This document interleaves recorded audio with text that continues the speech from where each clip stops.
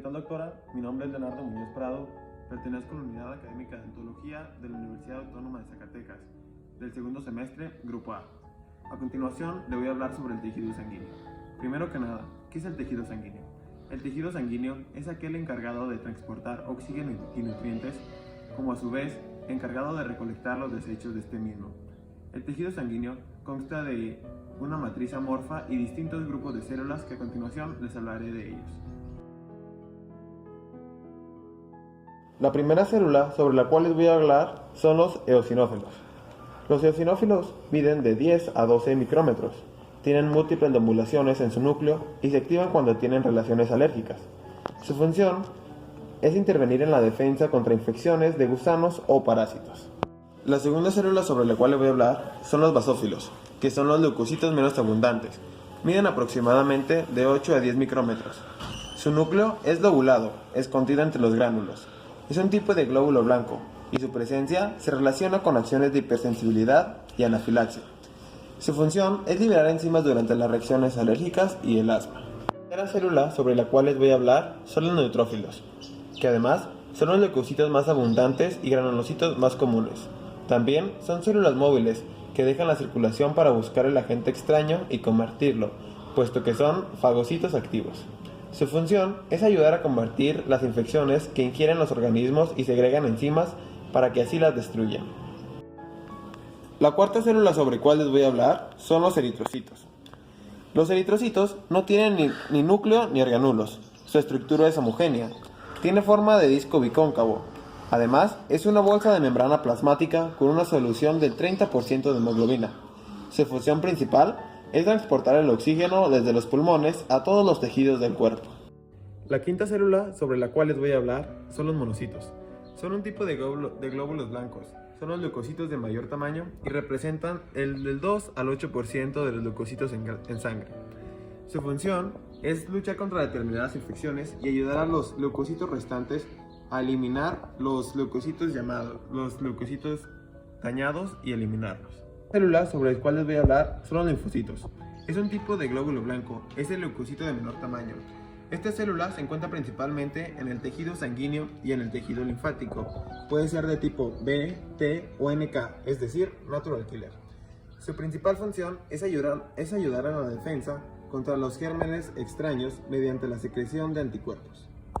La séptima célula sobre la cual les voy a hablar son los macrófagos. Son células grandes y se forman a través de una respuesta infecciosa o una acumulación de células dañadas o muertas. Reconocen y destruyen a las células. Su principal función es fagocitar las partículas grandes y se encargan de destruirlas y llevarlas con los leucocitos. La octava y última célula son las plaquetas, que son pequeños fragmentos de citoplasma que en ellas no existe un núcleo. Se limita por una membrana y tiene una estructura compleja y muy organizada. Su vida media es aproximadamente de 10 días y su principal función es intervenir en la coagulación de la sangre. Componentes del plasma sanguíneo. El plasma es la porción líquida de la sangre, constituye el 55% de esta. A su vez, el plasma está constituido por un 90% de agua y el 10% restante está hecho de proteínas, iones, electrolitos, entre otras sustancias. Algunas de las proteínas que constituyen al plasma son las siguientes. Otro dato que cabe mencionar es que los solutos del plasma contribuyen a mantener la homeostasis del estado de equilibrio que proporciona la osmolaridad, es decir, para mantener un pH óptimo para que este se desarrolle. Las proteínas plasmáticas principales son las albúminas, las fibrógenas y las globulinas. La primera proteína sobre la cual les voy a hablar es la albúmina. Es la principal componente proteico del plasma y representa más o menos la mitad de proteínas plasmáticas totales. Es la proteína más pequeña y se sintetiza en el hígado. Es responsable de ejercer el gradiente de concentración osmótica en la sangre y el líquido tisular extracelular.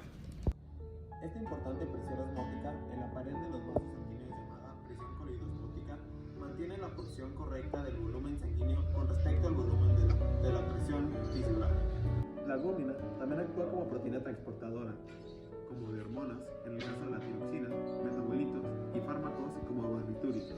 Las globulinas comprenden a las inmunoglobulinas, que son un tipo de anticuerpos de una clase de células funcionales del sistema inmunitario, secretadas por las células plasmáticas. Otro tipo de globulinas también serían las globulinas inmunes, las cuales son secretadas por el hígado y ayudan a mantener la presión osmótica dentro del sistema cardiovascular. Además, también sirven como proteínas transportadoras de diversas sustancias, tales como lo son el cobre, el hierro y la proteína de la hemoglobina. Influyen la fibroactina y lipoproteína, factores de coagulación y otras moléculas para que puedan intercambiarse con la sangre y el tejido conjuntivo extracardiovascular. La tercera y última proteína sería el fibrógeno, que es la más grande y de mayor tamaño. También, al igual que las otras proteínas, se sintetiza en el hígado, en una serie de reacciones en cascada con otros factores de coagulación. El fibrógeno soluble se transforma en la proteína insoluble de la fibrina. Durante la conversión de fibrógeno en fibrina, las cadenas de fibrógeno se fragmentan para producir monómeros de fibrina que se polimerizan con mayor rapidez para así poder formar fibras más largas, para poder así establecer enlaces cruzados entre sí y formar una red impermeable en el sitio de vasos sanguíneos lesionados que le impiden una hemorragia adicional o de mayor tamaño. Para finalizar con las proteínas, se puede llegar a la conclusión de que las proteínas plasmáticas reaccionan con los ligadores comunes y con frecuencia quedan retenidas dentro de los vasos sanguíneos de los cortes histológicos. Las proteínas plasmáticas no poseen una forma estructural por arriba del nivel molecular, por lo tanto, cuando quedan retenidas en los vasos sanguíneos aparecen como unas sustancias de color rosáceo de manera uniforme en los cortes de eosina, en los cortes histológicos, claro, teñiéndolos con hematoxilina y eosina, tinción H. Otros componentes del plasma, también aparte de las proteínas, también suelen ser las hormonas, que son las encargadas de regular el funcionamiento por parte del comportamiento del plasma. También serían los electrolitos, que estos además contribuyen a la mayor parte de la osmolaridad del plasma. Aparte de los electrolitos, contamos con los aminoácidos, que implican un macrófago en el sistema linfático, es decir, fagocitan a los agentes extraños dentro de él. Y por obviedad, tenemos a los gases disueltos, que contienen el dióxido disuelto y el oxígeno del carbono en pequeñas cantidades, así como también en pequeñas cantidades se encuentran nitrógeno y otros gases. Los eritrocitos, como podemos ver, son células del torrente sanguíneo. Son células en forma de disco bicóncavo y anucleadas, es decir, no cuentan con ningún tipo de núcleo y también de organulos típicos, más bien de nada. Funcionan solamente dentro del torrente sanguíneo para así poder fijar el oxígeno liberándolo en el tejido de las células, intercambiándolo por el dióxido de carbono que se fija en él y así liberarlo. Su forma, como dije anteriormente, es de un disco bicóncavo, con un diámetro de 7.8 micrómetros aproximadamente, y además su espesor es de 2.6. En su borde a su espesor es de 7.8 y de su borde al punto central es de 0.8 micrómetros. Esta forma maximiza la superficie de la célula en una cualidad para realizar su función principal, que es el intercambio de oxígeno.